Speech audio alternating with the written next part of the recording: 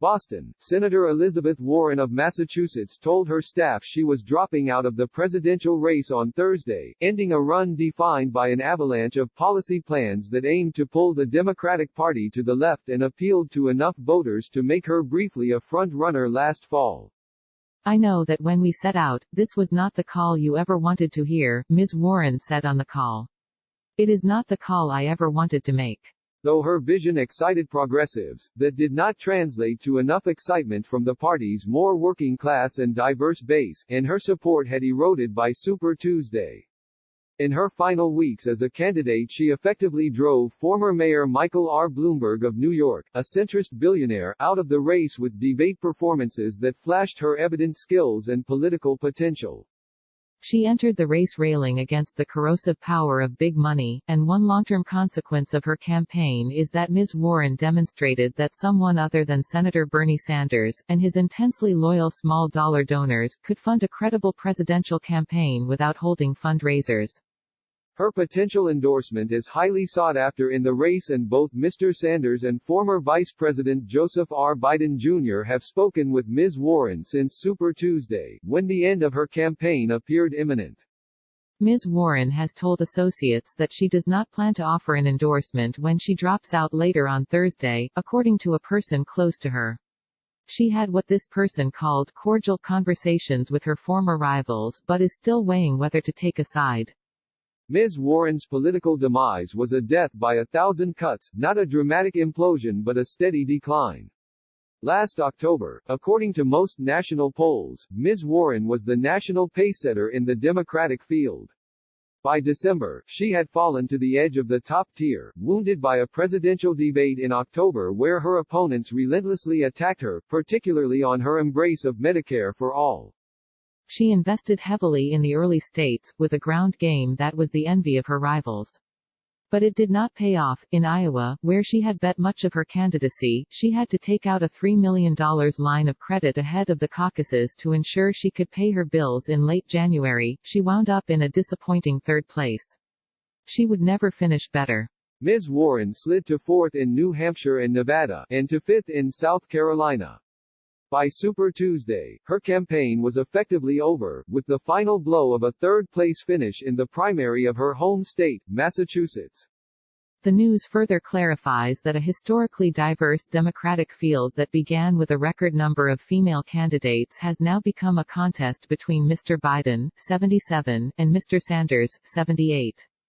Before her exit, Ms. Warren accumulated the second most Democratic delegates of any woman to ever run for president in American history, behind only Hillary Clinton, the 2016 Democratic nominee. Ms. Warren's departure clears the party's left lane for Mr. Sanders, who had a more muted showing on Super Tuesday than polls had predicted. The Sanders campaign will now aim to attract enough of Ms. Warren's ideologically progressive supporters to put him over the top in a closely contested primary. Supporters of Mr. Sanders and others in the progressive movement have spent the last 36 hours gingerly reaching out to those in Ms. Warren's orbit and plotting in private conversations about how to keep the two liberal standard-bearers in the race aligned through the rest of the primary season. Ms. Warren arrived on the political scene in the aftermath of the 2008 financial collapse and shot to superstardom with her indictments of Wall Street and unfettered capitalism.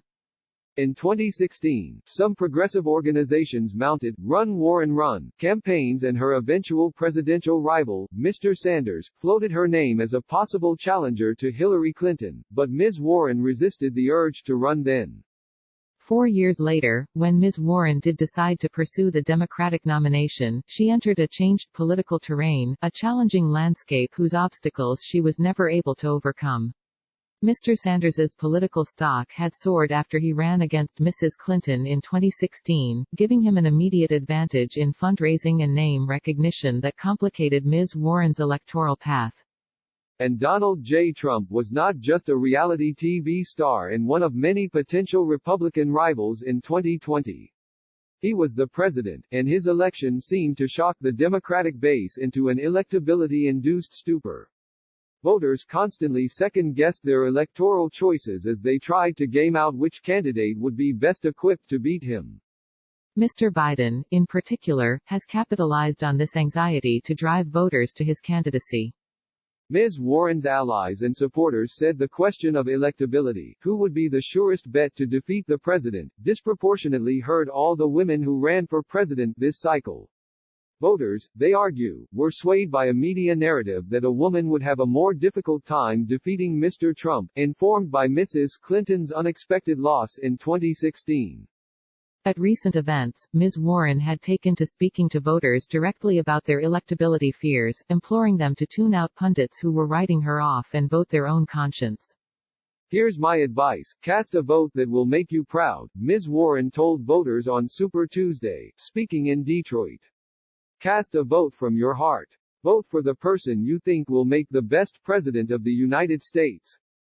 Though her allies stress structural barriers, Ms. Warren's shortcomings as a candidate had a great deal to do with her operation.